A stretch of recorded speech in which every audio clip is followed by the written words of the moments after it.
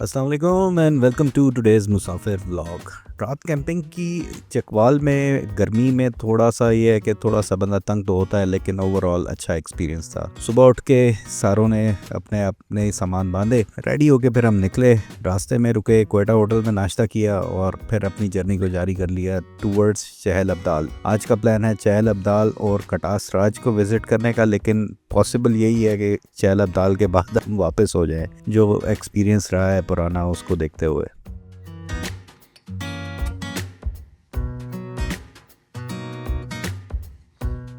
पहाड़ों में खूबसूरत सी रोडों से गुजरते हुए और कुछ बीच में ऑफ रोड पैचेस से गुजरते हुए हम पहुंच गए चहल अब्दाल के मोड़ पे। और इस ट्रिप की खास बात ये कि हमें कुछ फीमेल राइडर्स ने भी ज्वाइन किया हुआ था, जिनकी ड्राइविंग स्किल्स देख के बहुत मज़ा आया। तो ट्रैवल व्लॉग्स और मोटो व्लॉग्स देखने वाले दोस्तों को एक बार फिर खुश आमदीद, और चलिए देखते हैं आज का व्लॉग।